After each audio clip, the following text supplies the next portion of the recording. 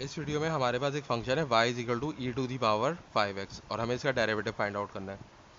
तो both sides को हम डिफरेंशिएट कर देंगे विद रिस्पेक्ट टू x। तो ये हो जाएगा dy by D x is equal to D by D x of e to the power 5x। तो डिफरेंशिएट करने का मतलब ये होता है कि हमने बोथ साइड्स पे ये ऑपरेटर अप्लाई कर दिया डी बाई डी एक्स। अब जो है हमारे पास एक्सपोनेंशियल फंक्शन है। तो एक्सपोनेंशियल फंक्शन जो होता है ई की पावर x, इसका डेरिवेटिव क्या होता है? ई की पावर x ही रहता है। तो यहाँ देखें ई की पावर 5x है, यानी कि x नहीं है, x की जगह 5x लिखा हुआ है। तो हम क्या करेंगे, हम इसको u सपोज कर लेंगे, let u is equal to 5x। तो ये क्या हो जाएगा, D Y by D x is equal to D by D x of E की पावर u। अब देखें यहाँ पे असल में हमने इसको u सपोज क्यों किया है, क्योंकि देखें जब फॉर्मूला है हमारे पास उसमें e की पावर जो है वो x है, ये एक सिंगल वेरिएबल है, और डिफरेंशियल जो है वो dx है, इधर भी x है। तो इन दोनों वेरिएबल्स को सेम होना चाहिए, यानी कि ये x है तो ये भी x है। इसी तरीके से यहाँ पे x है और यहाँ पे 5x है, तो ये दोनों डिफरेंट है, इसलिए हमने u सपोज कर लिया।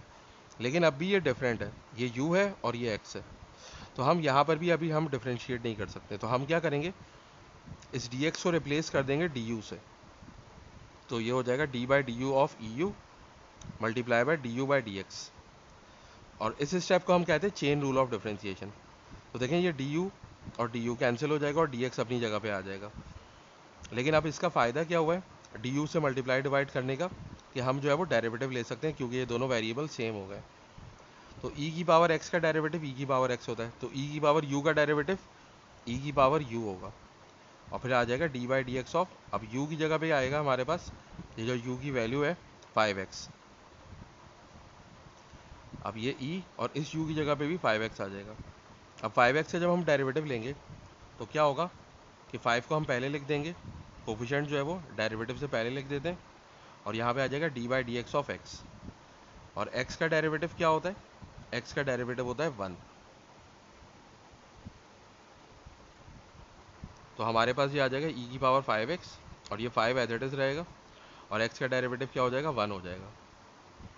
तो e की पावर 5x और 5 वन का क्या होता है, 5 होता है। और अब इस 5 को हम as a coefficient of e लिख देंगे, यानी कि 5 e की पावर 5x। तो इस तरीके से हम किसी एक्सपोनेंशियल फंक्शन का डेरिवेटिव फाइंड आउट करते हैं।